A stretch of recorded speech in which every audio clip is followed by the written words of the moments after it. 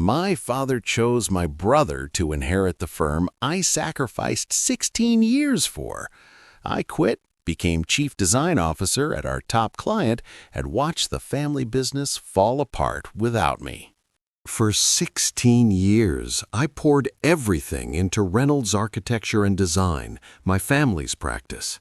I started as an intern during college breaks at 21, learned drafting and 3D modeling, and eventually became the senior project director after completing my master's in architecture. Meanwhile, my brother, Marcus, had been living his dream in Chicago, pursuing a career in graphic design and visiting home maybe twice a year. "Nathan," my mother's voice interrupted my thoughts during our family meeting, "I hope you understand this doesn't affect your current role. You'll continue as senior project director." My father nodded reassuringly, as though he was bestowing a great honor upon me.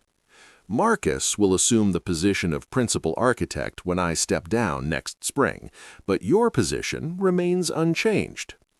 My younger brother, 3 years my junior at 33, flashed me an expression mixing pity with smugness. He'd been back working at the firm for exactly 18 months. 18 months versus my 16 years. Why? The word escaped before I could contain it. Why Marcus instead of me? The conference room fell silent. My father adjusted his glasses uncomfortably. "Nathan, we've discussed this extensively. Marcus brings innovative design thinking we need for the future. He connects with clients on a creative level. You're exceptional with project management and technical execution, but I'm not principal material," I finished for him. "That's not what I'm saying," he replied, though his eyes couldn't meet mine. My mother stepped closer. "Sweetheart, you're invaluable to this practice. You're the backbone that keeps everything running smoothly. Marcus will need your operational support." The backbone, behind the scenes, always in the shadows while others took the spotlight. Marcus approached and placed his hand on my shoulder. "Nathan, we'll make an incredible team. You understand the technical side better than anyone, and I'll bring in the high-profile projects. Together, we'll be unstoppable." I looked into his eyes, the same gray-blue as mine and our father's, and saw nothing but confidence. He genuinely believed he'd earned this. "Congratulations," I managed, pulling away. "Excuse me, I have deadlines to meet." I left the conference room, ignoring my mother's voice calling after me. The hallway of Reynolds Architecture felt alien suddenly, like I was seeing it through someone else's eyes. That evening, I sat on my apartment rooftop with bourbon and my tablet, reviewing project files as I'd done countless times before. My loft overlooked the downtown district, and I could see several structures we'd designed over the years, including the recently completed Sterling Plaza, our most prestigious project and the one that established Reynolds as a serious contender for major commercial work. The Sterling Plaza project had been my vision from conception. I'd worked 80-hour weeks for 9 months on that competition entry, perfecting every detail of the sustainable design approach that ultimately won us the commission over firms 3 times our size. Dad had been the face presenting to the selection committee, naturally, but every innovative solution had originated from my drafting table. Marcus texted me, "Hey bro, I know today was overwhelming. Let's grab breakfast tomorrow and discuss the transition plan. Your expertise means everything to me." I took another sip of bourbon and didn't respond. A notification appeared, another crisis at the Riverside development requiring my immediate attention, always something demanding my attention. I'd been sacrificing everything for years. Weekends spent on construction sites, vacations interrupted by urgent calls, relationships that withered because the family practice came first, all because I believed that eventually the firm would be mine. What a fool I'd been. I closed my tablet and stared at the night sky. A decision was crystallizing in my mind, becoming clearer with each passing moment. If I wasn't going to lead the practice, if my 16 years of devotion meant so little to my family, perhaps it was time to reassess my commitment. No more 80-hour weeks. No more midnight emergency calls. No more sacrificing my entire life for Reynolds Architecture. From this point forward, I would work my contracted hours. Nothing more, nothing less. I would take my weekends back. I would use my vacation time. And most importantly, I would start exploring alternative opportunities. The thought should have frightened me. Instead, it felt liberating. The next morning, I arrived at the office at 9 o'clock sharp, nearly 90 minutes later than my usual arrival. Several colleagues did double takes as I walked through the entrance, coffee in hand. "Everything all right, Nathan?" asked Patricia, our office manager, who'd been with the practice longer than I had. "Absolutely perfect," I replied, smiling genuinely. "Gorgeous morning, isn't it?"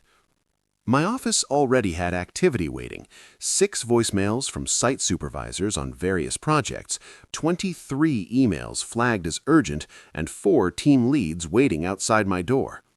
I greeted the team leads, listened to their concerns, and provided direct, straightforward guidance within 50 minutes. No hand-holding, no absorbing their problems as my own, just efficient leadership. Marcus appeared at my doorway around lunch. "Ready for that breakfast?" "Oh, wait, it's lunchtime already." "Can't today," I responded, without looking up from my computer. "I have plans." He hesitated. "Plans? I thought we were going to discuss the transition." "Nothing to discuss. You're the incoming principal. I'm the senior project director. Business as usual." "Nathan," he said, using that coaxing tone he'd perfected since childhood, the one that usually got him whatever he wanted, "don't be like this." I finally looked up at him. "Like what? I'm doing exactly my job, my specific job, nothing more, nothing less." He frowned, studying me carefully. "Dad mentioned you haven't returned his calls." "I've been occupied." "Too occupied for the lakefront proposal? He said you were supposed to review the final specifications, but you haven't submitted them." I leaned back in my chair. "That wasn't scheduled in my calendar for this week. If it's urgent, I can address it next week." "Next week? Nathan, the submission deadline is Friday." "Then someone should have scheduled it in my calendar with appropriate lead time. I'm confident you can handle it, though. You're better with creative vision after all." The silence stretched between us until Marcus finally spoke, his voice tense. "Fine, I'll inform Dad you're unavailable." "You do that." After he left, I sat back and exhaled slowly. Part of me felt guilty. I'd never shirked responsibilities before. But a larger part felt grimly satisfied. Let them see what happens when I stop burning myself out for a practice that would never be mine. At exactly 6 o'clock, I shut down my computer, gathered my belongings, and left the office. I didn't check for last-minute emergencies. I didn't do my usual walkthrough to ensure everything was prepared for tomorrow. I simply left. The freedom was intoxicating. The lakefront proposal was submitted without my review. We lost to a competitor by a narrow margin due to an error in the sustainability calculations that I would have caught immediately. My father called me into his office the following Monday. "What in the hell is happening with you?" he demanded, his face flushed with anger. "We lost lakefront because of an amateur mistake in the proposal." I sat calmly across from him. "That's unfortunate." "Unfortunate? We've been cultivating lakefront for 5 years. This was our opportunity to expand into the hospitality sector." "I believe Marcus was managing that proposal," I responded evenly. "You know he doesn't have your technical precision yet," he said with frustration. "He needed your expertise on this." And if someone had scheduled adequate time for me to review it properly, I would have provided that expertise during business hours. Dad's eyes narrowed. "What's that supposed to mean?" "It means I'm no longer available around the clock. I work 9 to 6, Monday through Friday. I take lunch breaks. I leave on time. I don't check emails on weekends." "Since when?" "Since you made it abundantly clear that my 16 years of sacrifice for this practice meant nothing regarding succession." His face paled. "Is that what this is? You're sabotaging the practice because you're upset with Marcus?" "I'm not sabotaging anyone. I'm simply adjusting my work-life balance to reflect my actual position in the practice, a senior project director with no stake in its future. You have the same stake you've always had. Nothing's changed in your compensation package. Everything's changed, Dad. You can't expect me to work like an owner when you've made it clear I'll never be one. He ran his hair through his graying hair, frustration evident in every gesture. I need you, Nathan. The practice needs you. And I'm here during business hours doing exactly what my job description requires. No more, no less. Dad stared at me for a long moment before sighing. I have a meeting with the Sterling Group on Thursday. Their director of development specifically requested you attend. Something about wanting to discuss the energy-efficient systems you integrated into their plaza project. I checked my calendar. I can accommodate 10:30 to 11:30. If the meeting's at 9:30, I'll be there for the second half. I stood up. Anything else? He looked at me as if I were a stranger. Perhaps I was. No, he finally said. That's all. As I returned to my office, I felt employees' eyes following me. Word had spread about the lakefront proposal. People whispered, speculating about what was happening with the Reynolds family. Let them speculate, I thought. Let them all wonder. The Sterling Group meeting turned out to be a disaster, at least initially. I arrived at 10:30 as planned, slipping quietly into the conference room with a brief apology for my delay. My father shot me a look that could freeze fire, while Marcus simply appeared confused. The Sterling executives, Jennifer Hammond and her leadership team, were discussing energy performance projections for their next development. "Ah, Nathan," she said upon noticing me.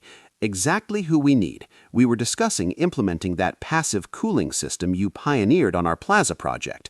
We'd like to apply a similar approach to the new development, but with some modifications." For the next 90 minutes, I was fully engaged, answering questions, providing insights, and suggesting improvements to their planned adaptations. This was the part of my career I genuinely loved, solving complex problems, creating innovative solutions, and adding real value to projects. After the meeting concluded, Jennifer pulled me aside. "I was concerned when you weren't here at the start," she told me. "Frankly, your father and brother seemed somewhat out of their depth on the technical aspects." "Marcus is still learning the business," I explained diplomatically. "So I gathered," she murmured, her eyes sharp. "Your father mentioned he'll be taking over as principal architect. Interesting choice." I said nothing, which seemed to communicate everything Jennifer needed to know. "Well," she said, handing me her business card, "I want you to know that Reynolds got the Sterling account because of you, Nathan. Your expertise, your innovation, your attention to detail. I hope that doesn't change regardless of the practice's internal arrangements." "I appreciate that, Jennifer." She gave me her card. "If you ever decide to make a change, contact me. We're always seeking talent like yours." I nodded, pocketing the card. "Thank you." As Jennifer and her colleagues departed, my father approached, his expression mixing relief with resentment. "You saved that meeting," he admitted reluctantly. "I did my job," I told him. "Where were you for the first 90 minutes? I told you I could only attend from 10:30 to 11:30. I had other commitments." Dad's jaw tightened. What commitment could possibly be more important than the Sterling Group? "My life," I answered simply. "Now, if you'll excuse me, I have work to complete before end of day." As I walked away, I heard Marcus ask our father, "What's wrong with him?" His angry response, "I don't know, but he needs to snap out of it before he costs us everything." I smiled to myself. They still didn't understand. They assumed I was having a tantrum and would eventually get over it. They had no idea I was already updating my portfolio and reaching out to industry contacts. They didn't know Jennifer Hammond's card wasn't the first such offer I'd received over the years. It was simply the first one I was seriously considering. Let Marcus handle it. He's the heir apparent after all. A week later, chaos erupted. I was reviewing construction reports when my father burst into my office, his face ashen. "Sterling just called," he said without preamble. "They're reconsidering their future projects with us." I looked up slowly. Why would they do that? Apparently, there's been a miscommunication about the timeline for their new development. Marcus spoke with Jennifer yesterday and committed to a completion date 6 months earlier than we discussed. That's not achievable with their design requirements, I stated flatly, unless they want to increase the budget by 50%.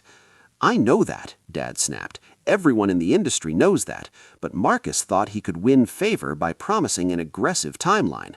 Now Jennifer is saying either we honor the timeline Marcus promised or they'll reconsider our relationship with us. $23 million in future contracts at risk.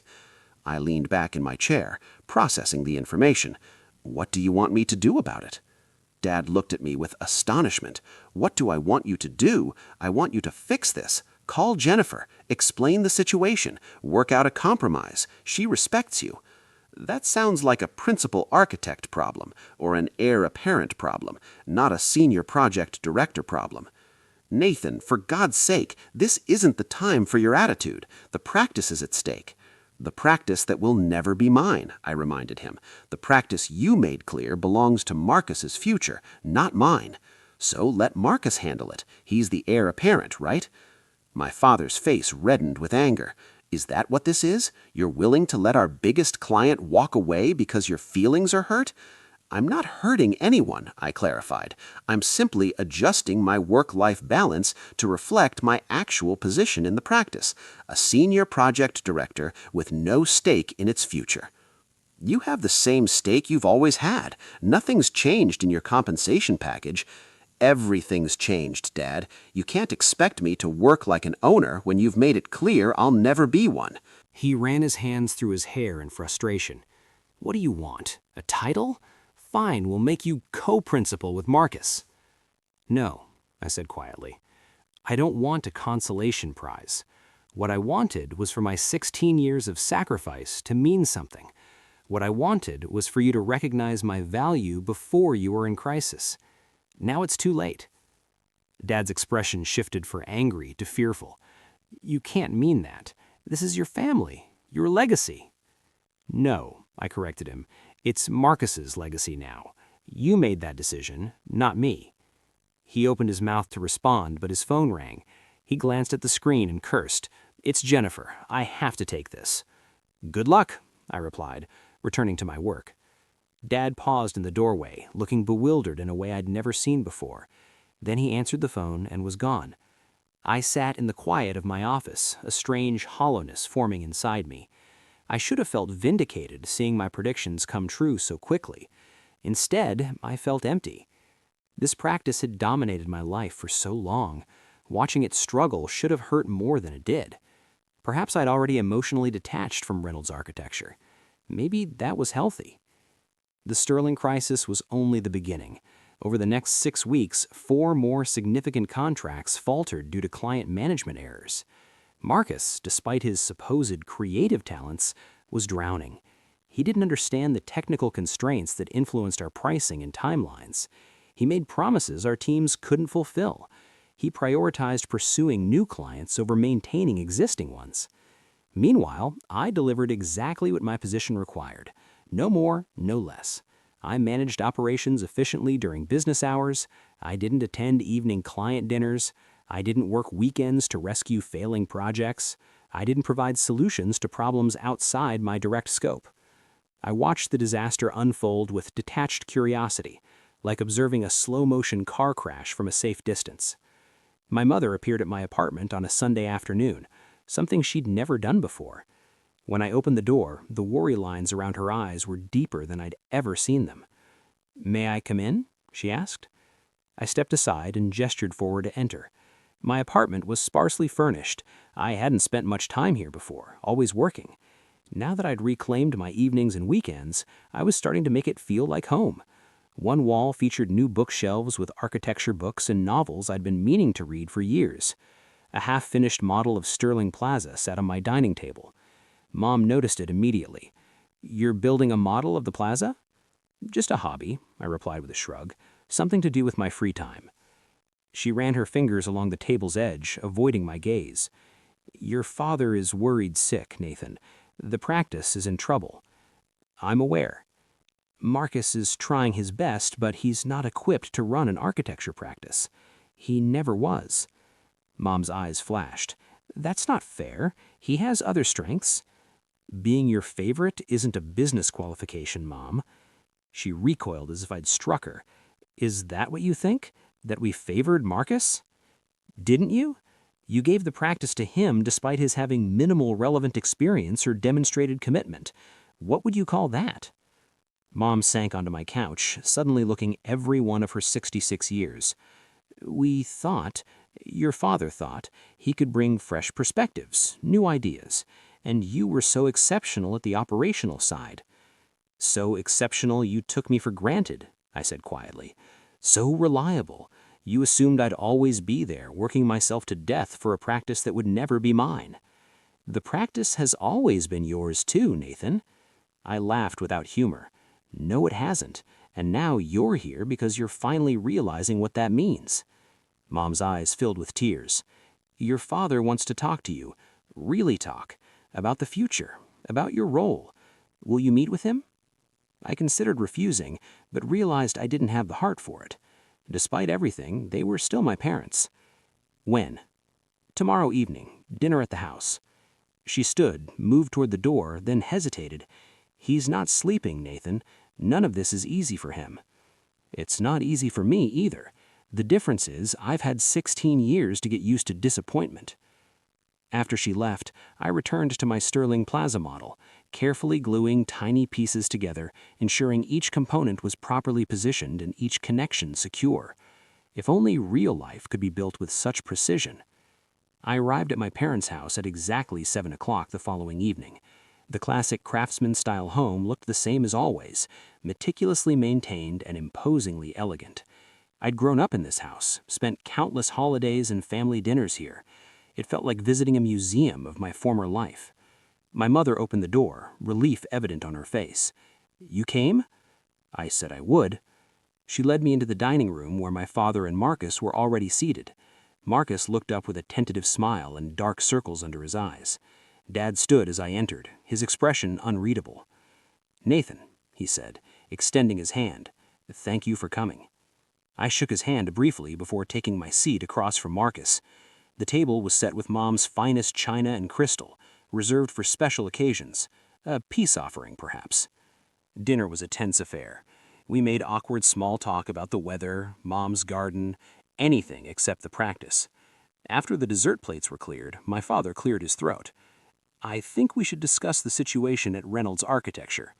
What situation is that? I asked, though we all knew. Dad's jaw tightened. We've lost 4 significant contracts in 6 weeks. The Sterling Group has threatened to discontinue their future projects with us. Subcontractors are worried about our stability. The problem, Nathan, is that the practice your grandfather founded, which I helped build into what it is today, is in serious danger of failing. And you think that's my fault? I think you could help prevent it if you wanted to, he said evenly. Marcus leaned forward. Nathan, I know I messed up. I'm in over my head and I could admit that. But this is our family legacy. Please don't let it fall apart because you're angry with us. I studied Marcus's face, noting his genuine distress and newfound humility. It's not about anger, Marcus. It's about value, about recognition.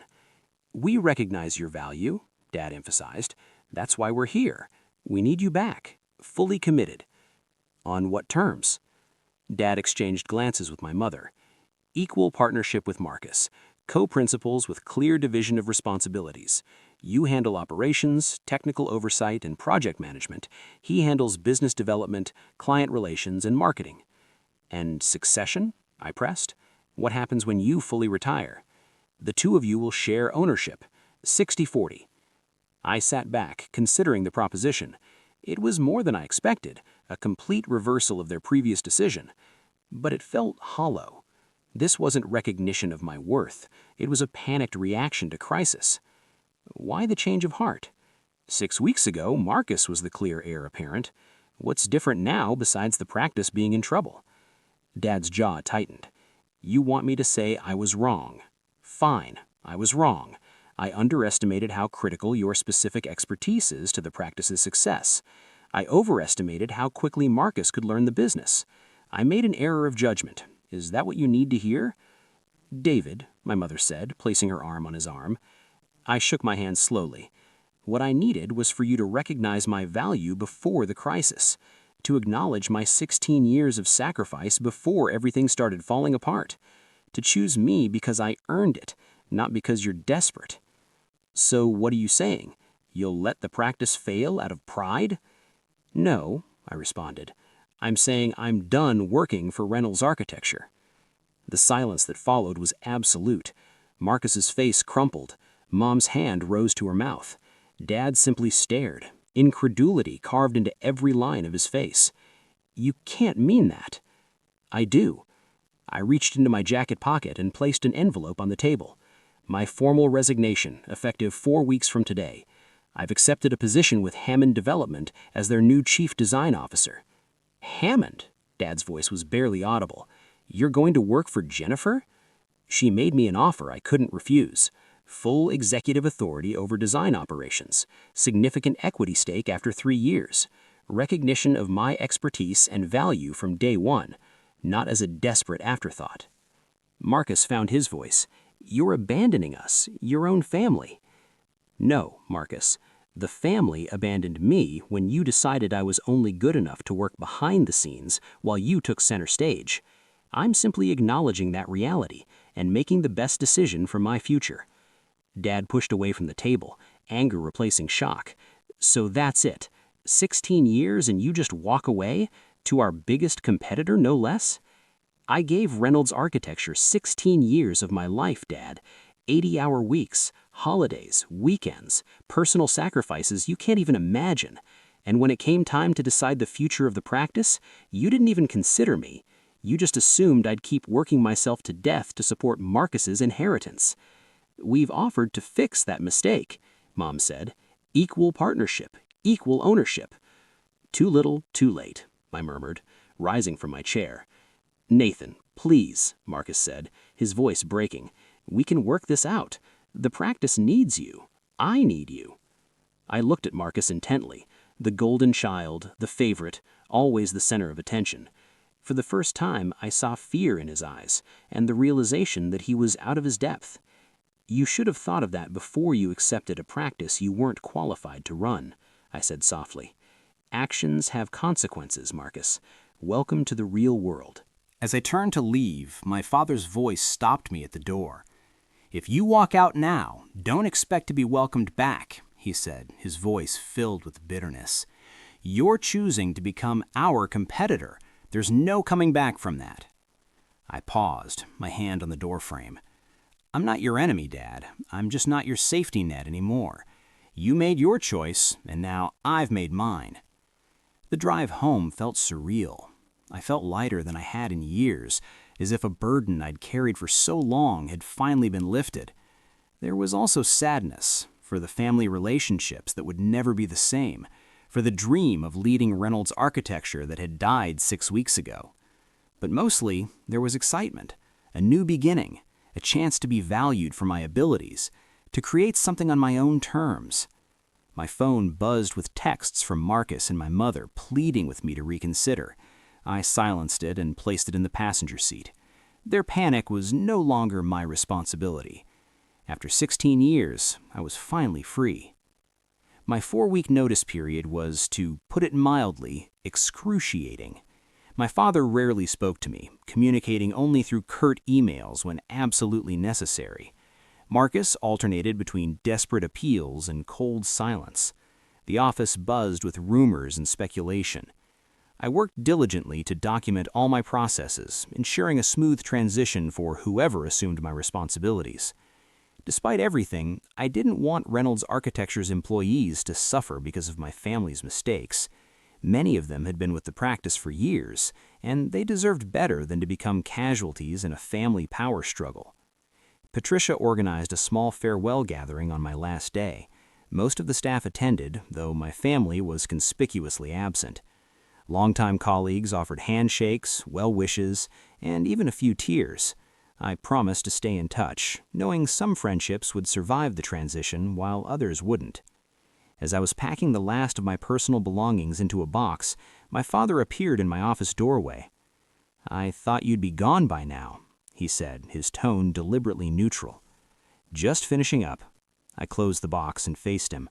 "Was there something you needed?" He stepped carefully into the room, glancing around at the now bare walls that had once displayed my architecture degrees and project photographs. The Sterling Group officially informed us they won't be pursuing additional projects with us. I'm sorry to hear that. Are you? His gaze met mine, searching. I nodded.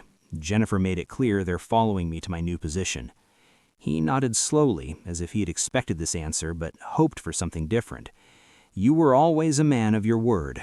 That's something I always admired about you. He extended his hand. After brief hesitation, I shook it. Good luck, Nathan. I mean that.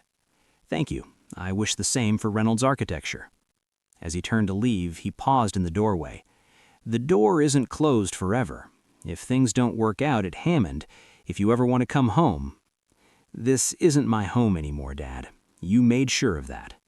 He flinched slightly, then nodded. Goodbye, son. Goodbye, Dad. After he left, I stood in the empty office for a long time, memories flooding through me. My first day as senior project director, late nights perfecting proposals, the jubilation when we won the Sterling Plaza contract. I'd spent so much of my life within these walls. But that chapter was closing. It was time to write another one. I grabbed my box and walked out, nodding farewell to Patricia as I passed the reception desk. Outside, the afternoon sun shone brightly, and the future stretched before me like an open road. My phone vibrated in my pocket, an unfamiliar number. Hello? It's Patricia, your former office manager. Patricia, good to hear from you. How are you? I'm fine, but... She paused. I thought you should know. Your father had a heart attack last night. The world seemed to tilt. Is he... He's stable. In the hospital. They're saying it was stress-related. Her voice softened. The practice is in trouble, Nathan. Real trouble. Your brother is in over his head, and your father's been working himself to exhaustion trying to keep things afloat. Why are you telling me this, Patricia? Because despite everything, they're your family. And because there are 52 families who depend on Reynolds Architecture for their livelihoods. Good people who had nothing to do with how you were treated. After we hung up, I sat in my car watching the sunset paint the sky orange and pink. 10 months ago, I'd left Reynolds Architecture without looking back, determined to prove myself elsewhere. I'd exceeded my wildest expectations. I had nothing left to prove, not to my parents, not to Marcus, not even to myself. Perhaps that's why, for the first time since leaving, I allowed myself to seriously consider what was happening at my family's practice, not with satisfaction at their struggles, but with objective assessment of the situation. Reynolds Architecture was failing. My father was in the hospital. Dozens of families faced uncertain futures. And while none of that was my responsibility, while I'd earned the right to say, let Marcus handle it, I found I couldn't simply ignore it. Not because I owed my family anything, not because I'd forgotten their betrayal, but because the betrayal no longer defined me. I'd moved forward, built a new life, proven my value. I was no longer wounded, and I was acting from a position of strength. I picked up my phone and dialed Marcus's number. It rang 4 times before he answered, his voice thin and exhausted. Nathan? Is that you? It's me. Patricia called about Dad. How is he? He's stable. He sounded drained. The doctors say he needs to reduce his stress levels dramatically. And the practice? A long pause. It's bad. We're going to lose the Morrison contract next week unless we can somehow reduce costs by 15%. 4 project managers have quit. Suppliers are demanding payment up front because they've heard rumors we're going under. His voice cracked. I don't know what to do, Nathan. I'm so far in over my head. 10 months ago, such words would have made me feel vindicated. Now they just made me sad. I'm heading to the hospital. We should talk. About Dad, about the practice, about options for everyone involved. You'd do that? After everything? I thought about Jennifer's words about family being complicated, the satisfaction of proving myself at Hammond, and the 52 families who depended on Reynolds Architecture. I'm not making any promises, I said carefully, but yes, I'll come talk. As I merged back onto the road, I realized something important. True freedom wasn't just about escaping the past or proving your worth. It was about choosing your path forward from a position of strength on your own terms. Sometimes that might even mean circling back, not to where you started, but to somewhere new, built on what came before. I wasn't sure what would come of my conversation with Marcus. Maybe nothing, perhaps a consulting agreement to help stabilize the practice, maybe something else entirely. What I did know was that whatever happened next would be my decision, made not from desperation or obligation, but with the confidence of someone who knew exactly what they were worth. And that, more than anything else, was the real victory. Living well, on my own terms, with the freedom to choose my own path forward. So there you have it. Sometimes the hardest decision is choosing yourself over loyalty that was never returned. Nathan spent 16 years being taken for granted, and the moment he stopped accepting the bare minimum, everything changed. What do you think? Did Nathan make the right choice by leaving? Should he help his family's struggling practice or let them face the consequences of their decisions? Drop your thoughts in the comments below. I read every single one. And if you enjoyed this story, don't forget to hit that subscribe button and turn on notifications so you never miss another incredible Reddit confession. We've got workplace drama, family betrayals, revenge stories, and so much more coming your way. Also, I'm curious, where are you watching from right now? Drop your city or country in the comments. I love seeing our global Ready Stories community grow. Whether you're listening during your commute in New York, winding down for the night in London, or having your morning coffee in Sydney, you're part of this incredible community. Thanks for watching, and remember, never let anyone convince you to settle for less than you deserve. Your value doesn't decrease based on someone's inability to see your worth. I'll catch you in the next story. This is Ready Stories, and until next time, stay strong out there.